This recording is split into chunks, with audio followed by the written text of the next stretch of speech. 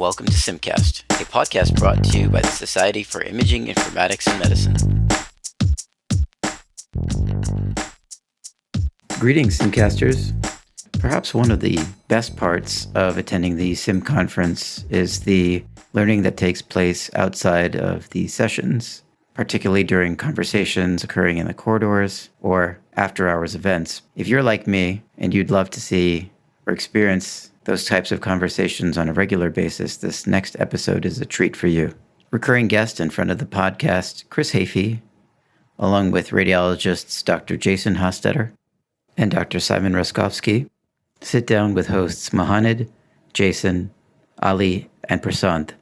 Together, the team will talk about their experiences with the medical imaging community meetings and how they have not only enriched their own knowledge base, but provided a rich network of colleagues, including software developers, clinicians, PACS administrators, and technologists, as well as members of the vendor community, to share, discuss, learn, and enjoy. Please be sure to check the show notes for more information on when to join the meetings and links to the community GitHub page. We hope you enjoy.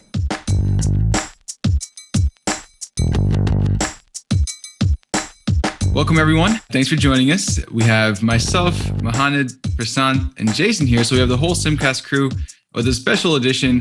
Lucky to be joined by Mr. Chris Hafey, Jason Hostetter, and I believe Simon Rascovsky. Thank you all for joining us. I think let's just go ahead and get started. So we're here to talk about these community meetups. So for those unfamiliar with the community meetups, can you tell us more about what they're like, who attends them, and what kind of topics come up? Sure, I'll take that. This is Chris Hafey. So it's a completely unstructured meeting where there is no agenda beforehand. People show up and we collect some agenda items and try to limit them to a half-hour discussion at most. And it's really about pretty much anything medical imaging related. We have a mix of software developers that show up, clinicians, radiologists, PACS administrators, imaging informatics folks, vendors, people in research. It's kind of a mix of everyone. And like I said, it's just open discussion. People come with questions, and sometimes it goes off in tangents. And so it's meant to be very kind of open and free-flowing. Yeah, this is Jason Hostetter. I've been attending these, not everyone, but I've been attending them fairly regularly for a while now. And they're really just very informal gatherings of people who like to nerd out about medical imaging informatics. And it's a niche enough thing to think about and talk about that it's sometimes hard to find like-minded people to bounce questions off and talk about ideas you might have or dream about the future of medical imaging. And so it's a great space for people to do that and talk with each other about things that a lot of other groups either don't have experience with or don't know a whole lot about. And Chris has cultivated a really stellar group of people who have a lot of experience and knowledge about imaging. So it's a really fun place to be.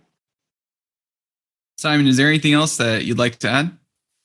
No, I've been attending these for a while since we got started with these with Chris, and they feel very much like a continuation of just individual discussions that we've been having, and then with additional people that we thought, some of these topics were just really interesting, probably should be shared with a greater community. And that's how these got started, I think. You guys talk about that you've been doing this for a while. How long have you guys been doing this? And also, when are you guys having these meetings? What time of the week? Is it evenings? What day, et cetera? Because I'm sure other people would be interested in knowing about this, and maybe we can put the link to the meetups if you guys are okay with it in our liner notes. I think we've been doing them for over a year, 2 years now. Well, yeah, time and space are a mystery during COVID. So, but yeah, 2 years. We started off on Wednesdays, I believe, around 1 p.m. or so.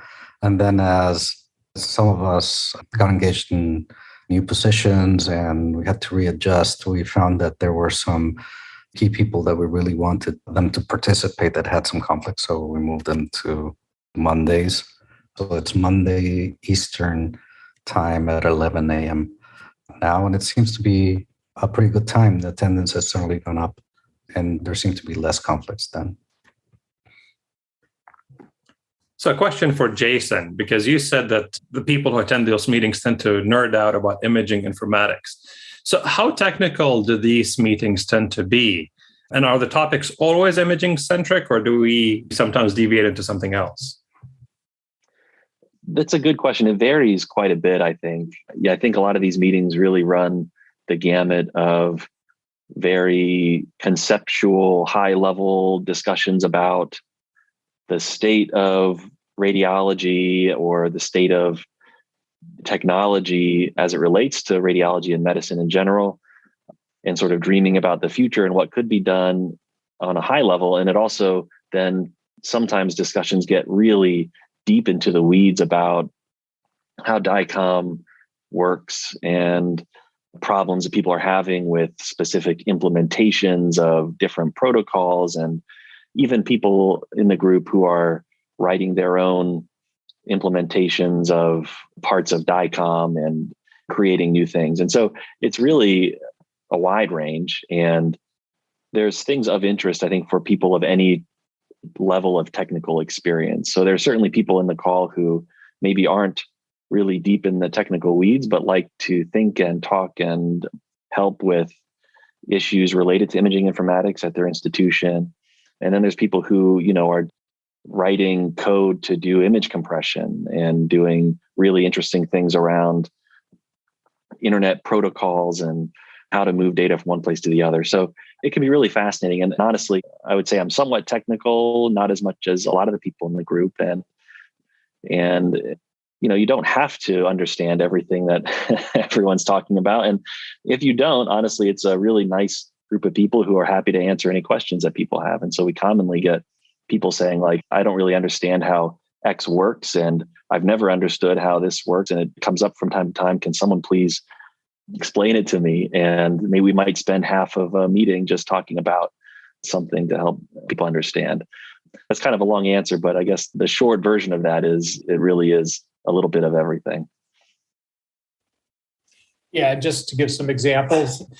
I mean, it's not structured, so it's whatever's kind of top of mind in people's minds. I think there's a couple of examples that were not imaging related at all. When Apple came out with the new M1 processors, several of us were very excited. Some of us are Apple fanboys. And so we talked about that, and nothing to do with medical imaging, but it's kind of nerdy, interesting. I think also cryptocurrency tends to come up every once in a while, just because that's a kind of everyone's always, or blockchain, I should say. It's like, how does blockchain affect medical imaging? I mean, that's a question we're all kind of trying to figure out. And I personally have some interest in that. So that comes in and then gets into the basics of blockchain that's independent of medical imaging. So there's a couple of examples how we deviate. But in general, 90% of the discussion, 95%, very much rooted in medical imaging. Terrific. Thanks for that, Chris.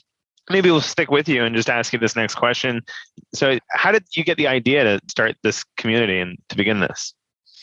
Yeah, well, there's a couple of different answers to that. So first of all, when I first created Cornerstone.js back in 2014, very shortly after I joined as CTO of NucleusHealth, and the community didn't even barely exist. I mean, I think when I joined Nucleus, there was probably like 40 pub stars and just a few people using it.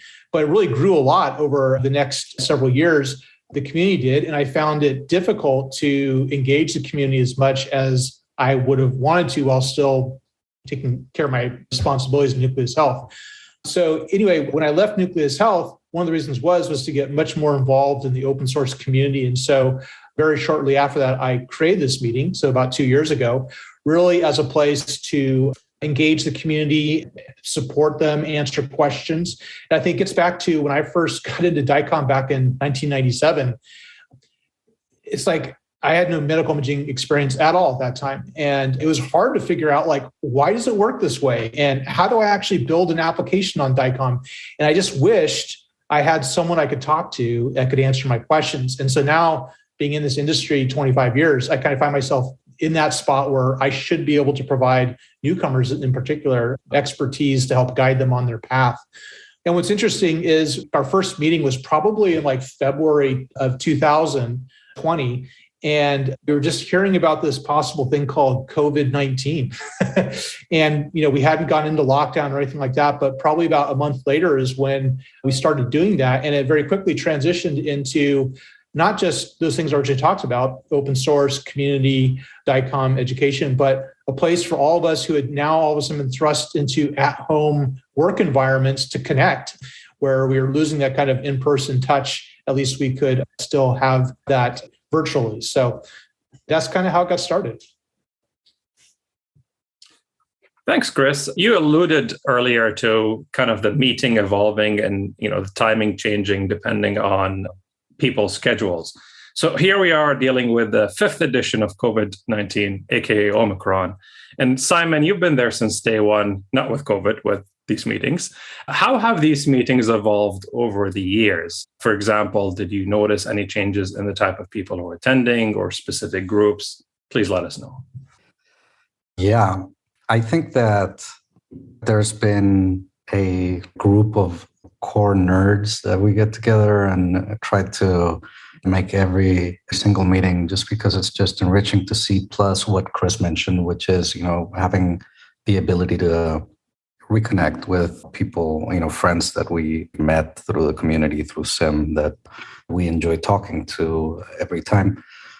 But I think that slowly over the years, we've gathered, some more audience on people that are just getting started in their careers on imaging informatics and just really interested in having this ability to tap into experts. And then we did start getting some of the people involved in industry and some of the really, really well-known names, of course.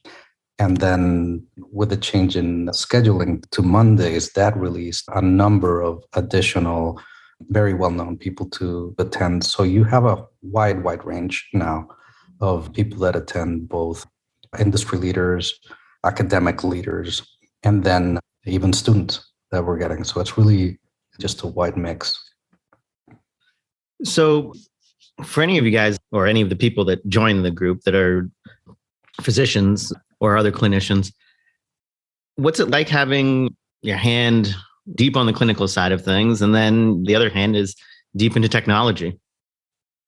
I can start on that one. So I started off getting into medical imaging informatics from the clinical side. So I was first, a resident in radiology and got introduced to the informatics community through SIM. That was the first group of people that did imaging informatics that I was introduced to. I think actually probably met Chris, or at least was introduced to Cornerstone, his library, the first time at my first SIM meeting back in 2014. And I think being involved in a group either like this or just like SIM sort of in general is really great as a clinician, particularly as a radiologist. And that's the position I'm speaking from. And that's because as a radiologist, our clinical work is so tied up in this technology of Dycom and PACS and moving data from one place to the other. We're just sort of steeped in that. And our productivity and the essence of our jobs, it depends on these tech underpinnings. And for the most part, thankfully, we don't have to think about it if we don't want to. But for people like myself, and I think a lot of people who go into radiology as MDs, there is some interest in technology.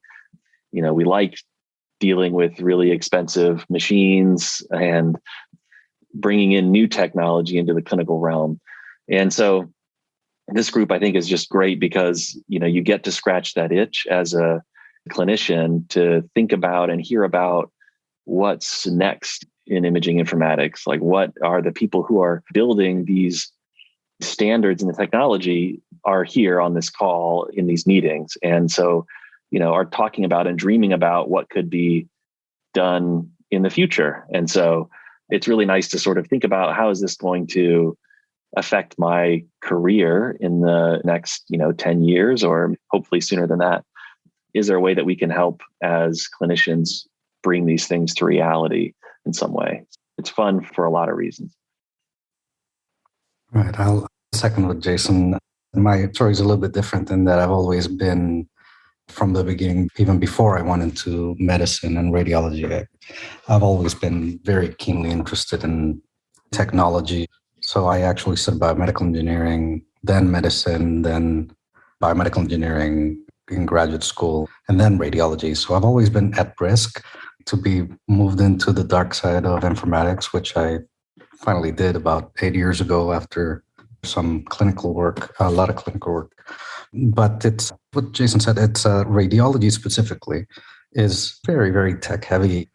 And there's something magical about the images themselves, right? And how we're able with technology to look inside the human body in ways that other specialties don't really have that direct connection to technology. And so I always had this very deep appreciation for trying to understand the technology behind medical imaging. And also in learning programming, it helps you to think in a different way than you do as a clinician. It gives you some structure and some mental tools that I think are really interesting, that if you can apply them correctly, you can be a good translator between the two domains, which is something that definitely helps. Well, thanks for that. We've touched on this a bit. My next question is related to the benefits that you've seen from attending these meetings and from being part of this community. And you could speak to this professionally or personally, but yeah, I'm curious. We could go around the table and if people want to share how this has benefited them. Sure. Yeah, I think personally, it's been nice to have a regular meeting, casual meeting with friends and people that, like Jason and Simon and many others that I know and are doing cool things and just want to hear what's going on with them. And also expand out my community of friends. So I've met a lot of new people through this meeting. And so I think during COVID in particular, it gave me the opportunity to kind of stay connected to the outside world. On the professional side, I think it's been interesting, or it's been helpful in two ways. I think one is hearing from other people what their problems are and dialoguing with them about how we can make it better. And so I wouldn't say it necessarily helps me professionally, but I like to solve problems, like to build software. But I don't work in a clinic or in a hospital, so I don't have that firsthand experience. So talking to people that do is really nice at a deep technical level, not at a high level vendor level, which is where a lot of it happens. And then also professionally, I think same thing. It creates open doors for me. And so I work at Amazon Web Services now. And I think this meeting has probably kind of helped me get that job.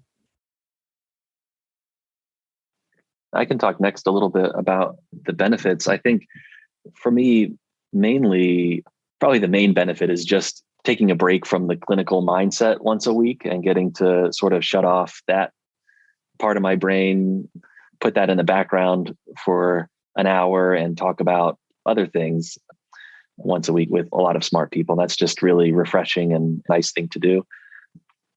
From a professional standpoint, I think sort of echoing what Chris said, just hearing about problems that people are having in the real world, whether they're trying to curate a data set for research or support clinical operations at a hospital, and we're having this or that problem with our infrastructure or with the standard, it doesn't support something that we need it to do, and so on. It's just really, I think, helpful to have your finger on the pulse a little bit of what's going on in medical imaging and what other people are running into. Because a lot of times I think you feel like the institution or the hospital that you work at, you hear about the problems and you feel maybe sometimes the problems as a radiologist that your PACS is having or that your radiology IT group is having.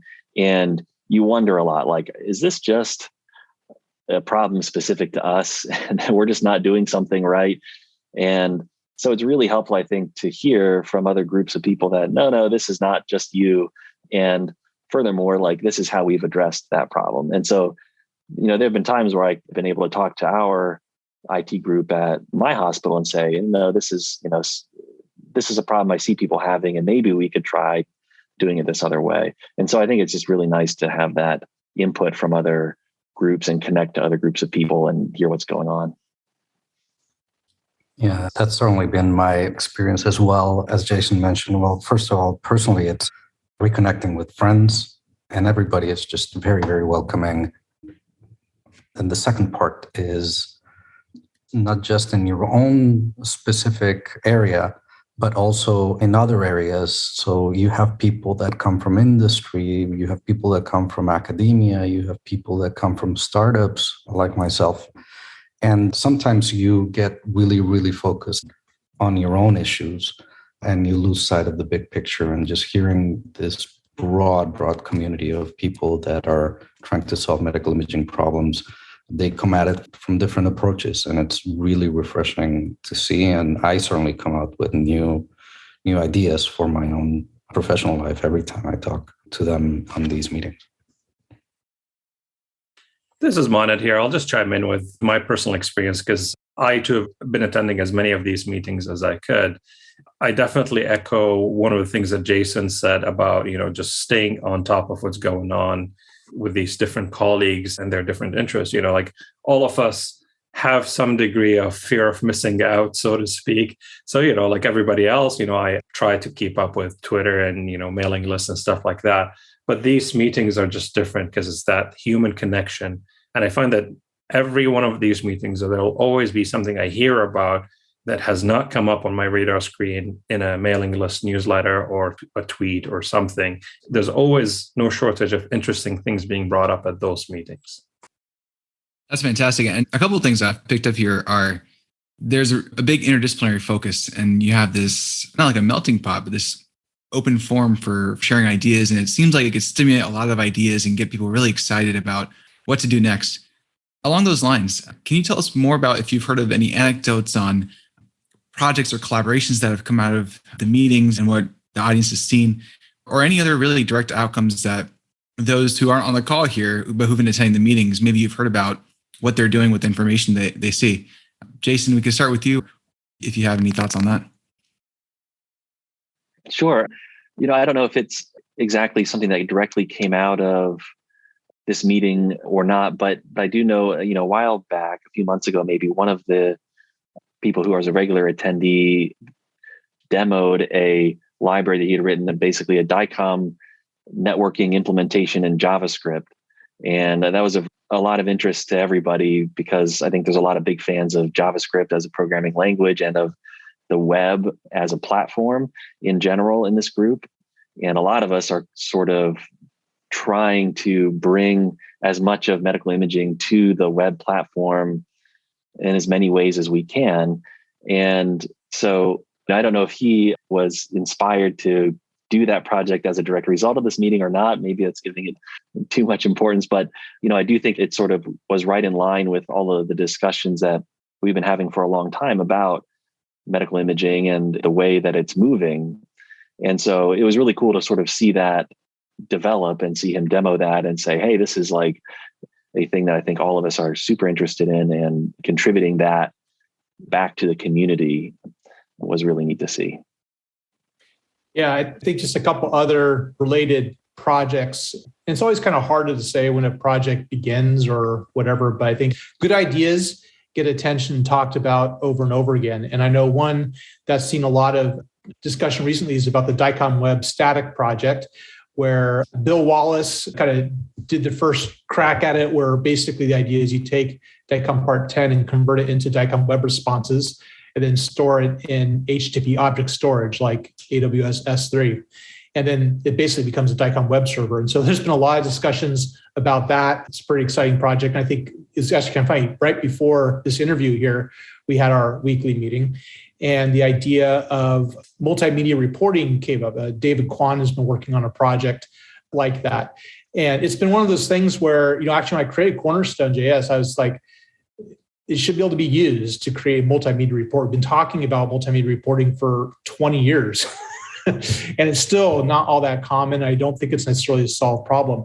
And so, just today I'm like, what? I haven't coded in a while. I got some time and I really want to dig into this. And so who wants to work with me on it? So, David Kwan and I are going to, unofficially, officially probably just create a GitHub repo. I'll put my thoughts in it, create a collaboration point. So that's another example of a project that's kind of spun out. The other thing too is just in terms of other people who have attended, I was actually met with someone last week that attends periodically. They're a PACS administrator at a major health system in the US.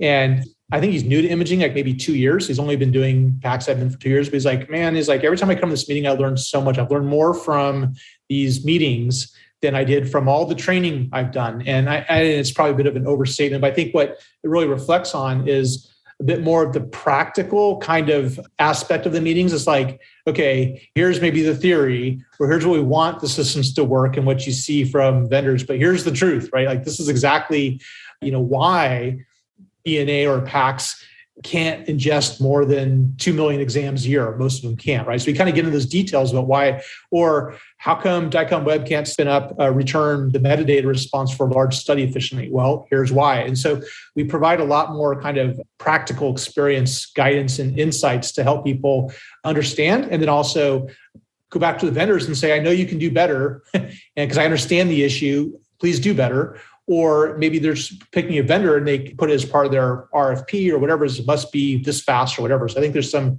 kind of tangential benefits I've heard other people directly tell me they've used information in this meeting for. Simon, did you want to add anything here? No, I think that pretty much everything has been said. I can speak from my own experience that some of the ideas that have come up in these meetings, I'm actively pursuing within the company that I work for. And certainly, people come up with creative solutions to things that they've been working on and a specific tool that they found that becomes, very useful to you that you've never heard before. Because unfortunately, the medical imaging software field is still a little bit fragmented. So you hear from different tools, different approaches that I think are great and can be used practically in at least what I'm doing on a day-to-day basis. That's great. Thank you all. One of the things I'm wondering about, if you want to help our listeners kind of imagine again the atmosphere at these meetings, do you have any representations from other ologies, aka specialties like pathology, dermatology, cardiology, so on and so forth? Not as much as I would like. And I'd say actually pretty much it's non-existent other for radiology. There's a couple exceptions. I've seen some vendors in the cardiology space attend a few times. And I think actually just today, the topic of optometric images and pathology came up. And so I think both of those are, I guess, people are poking around with them a little bit. And I think as those mature, there'll be more discussions about it, but I think it's certainly fair game. I mean, I'd love to hear someone, a clinician that can represent those sites, show up and say, this is what works well, and this is what doesn't. And why doesn't this work well? What can we do about it? It'd be great to get that kind of input in the meeting. So SIM has tried multiple times to create these online communities and these kind of meetups and things like that. Heck, this podcast came from the Content and Engagement Committee, where we were trying to build these kind of things. It's difficult, you got to get buy-in, we have the resources here and there, but there's just so many difficulties that it seems like they try to promote the SIM blog, but then you have to find people to write the blog and this and that. So I'd like to know, what was your recipe for success? How did you guys pull this together and make it to what it is today? Simon, let's start with you. I'm not sure I can put my finger to one thing. It just kind of developed organically on a group of people that were being in contact anyway, just to discuss things, for our own geekiness, if you will. And it was very much word of mouth. Sometimes, these communities, that's kind of how they get started. We have done a couple of attempts in, just very basic outreach to some of the people that we know. Chris and Mohannad took on being able to organize the Zoom meeting and making sure that it was well distributed. There were some LinkedIn posts. I try to reach out to the people I know to remind them before every meeting or during the meeting if I find that the topic is specifically interesting to somebody. But it has been, at least in my experience, very much word of mouth. And I think it just speaks to that interest that exists that is amorphous and kind of coalesces when you make a very open community with less structure, but with really, really good people. They just kind of naturally thrive. Yeah, it's a funny question. To make it a success, I don't think there was any like metric or goal that we ever set out to do. I don't know if I would consider it a success. I think it's just a meeting place. It's a place to show up and learn and hang out and talk. That being said, I think one of the reasons why 2 years later, I think we're still having them is consistency. I mean, I think everyone has been in various type of committees and it can be hard to get them scheduled and people don't show up. And not everyone shows up to these all the time, but having the same faces there on a regular basis goes a long way. I think having it open and accessible. The other thing is we start out by saying anything's open for discussion and there's no dumb questions. And so I think really trying to make people feel comfortable. And honestly, I think new person might show up and they'll listen for like 2 months before they actually ask a question. So I think even as welcoming as we try to be, I think everyone, as you can imagine, coming into a new community is like you don't know. Most of us are introverts, in this space.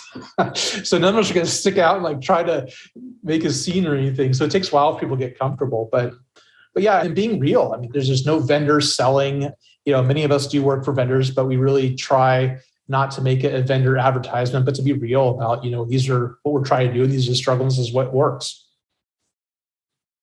Yeah, I would definitely second Chris's point about being welcoming. It really does feel like the community of people there are very open to questions from anybody.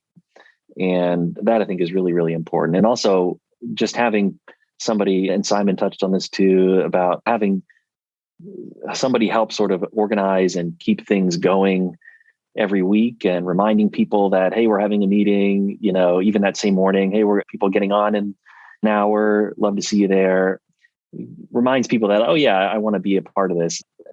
And that's been really nice. And Chris and Simon and Mohannad as well have been really good about sort of keeping everyone aware that we're having the meetings again so that people know to show up. And the other thing is too, that has been a part of, I think, this group is that there are certain open source software projects that are kind of intermingled into the group of people, like the Open Health Imaging Foundation project, which is a web Dycom viewer, and 3D slicer, and some other projects that people that are part of the group work on or help to manage. And so those communities of people who are interested in those projects also sometimes I think will say, oh, here's a place where people who know about these and create these projects are talking, I should be a part of that as well. So I want to follow up with the three of you. I want to get your input on this. I mean, obviously, the three of you have a long track record of community involvement. SIM, as an example, you've been attending the meetings, you've done learning labs / workshops, posters, giving talks. Chris, in your case, the open source plug fest when that was a thing. One, what's the importance of the community to you? And two, how is this different, in your opinion, from your typical community, like a SIM meeting or something along those lines? So, like I said, if all three of you could take a stab at this, I'd appreciate that. Well, when I think about SIM, the annual meeting, there is a structured part, right? You have different sessions you can attend, and that has, as a professional society, certain guidelines and restrictions what you can do.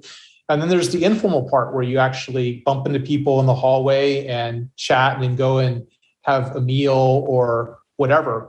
And I think this meeting is most like that second part. It's the informal, like bump into someone in the hallway and chat and go out and get a drink or eat. And so I really enjoy that part of SIM. I like both parts, to be honest. But that's one of the reasons why I kept it unstructured and informal, is just wanted to capture that spirit. I can only go to SIM annual meeting once a year. I like to do that every week. And so having that part of that SIM experience was important to capture. It's something I like about this meeting that we've been able to kind of keep.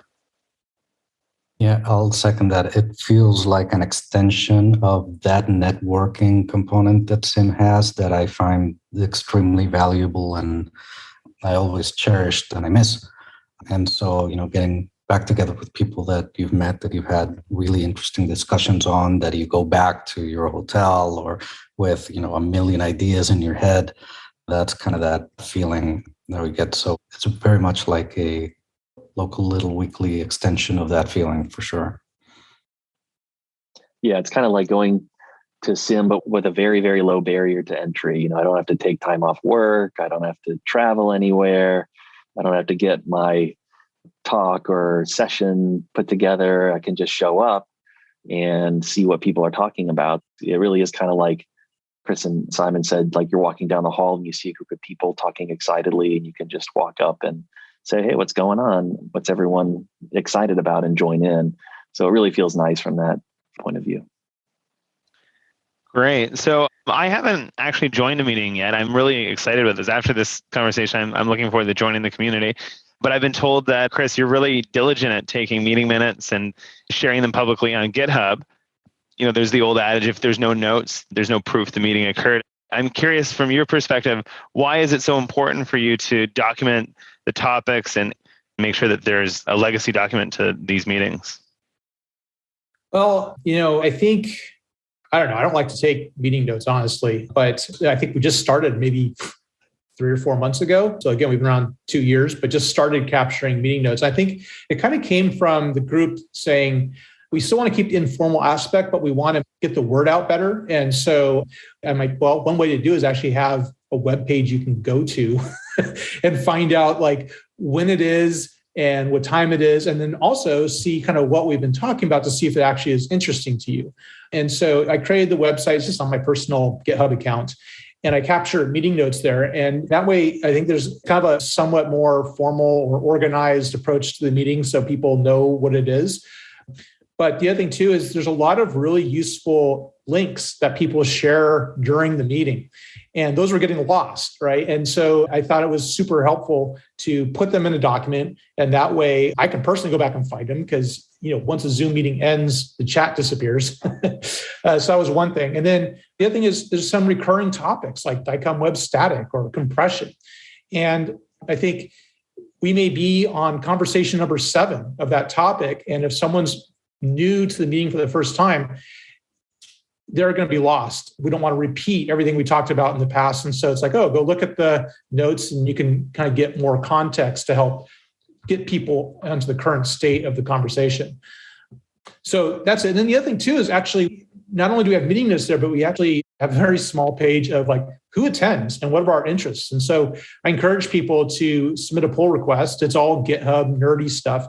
If you want to put your name in there and what you're interested in and you're part of this community, you can do so. No pressure, not a requirement, but it's a good way for people to see who's involved, to see if they see someone that they want to know more about. And because there's a variety of people and their interests, they'll know if it's the community for them or not. So I think there's multiple purposes of what we do there. Awesome. I think you've gotten a few new members to your community, and there's this challenge that you set out for no dumb questions. So you might have to put up with some dumb question attempts by me on that. But I was hoping to get some closing thoughts as we're heading towards wrapping this up. Jason, start with you. Sure. I think basically my closing thought would be, I hope more people hear this and come check it out and join. I think really the value of meetings like this are in the attendees and the diversity of opinions and thoughts and experiences that people bring to the discussion. So, if it's the same 5 people every week, then it might get stale after a while. And thankfully it hasn't been, right? We've had a lot of people showing up with very different experiences. And so the more, the better. I hope we get a lot of people of every level of experience, involvement, and all kinds of questions to come.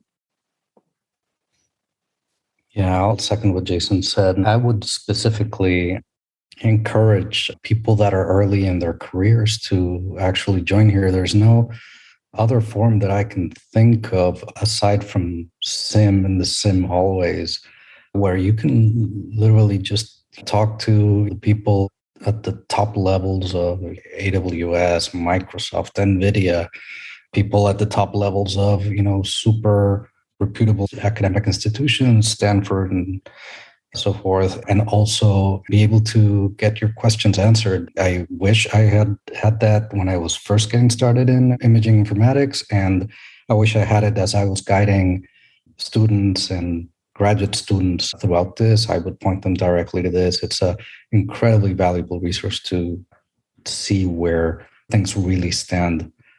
And so I would very much encourage people early in their careers to just join, and we will honor that promise of no stupid questions for sure. I think what I'd say is that many of us that are involved in this industry are passionate about it. We've been building medical imaging software, using it for a very long time, and we want to see it become better. And that can't be done by one vendor or one person. It requires a community to come together. And I think that is what I would hope that this community would do, is those that want to be a part of making medical imaging better in the world. This is a place to go and learn like what you don't know to get there, and also to help express ideas about how it should be. So if that's kind of resonates with you, this is the place to be. Come check it out. This has been great. Thank you all for attending today. I hope our listeners find this as interesting as the four of us, the Simcast hosts here, have today. Thank you so much. Appreciate your time.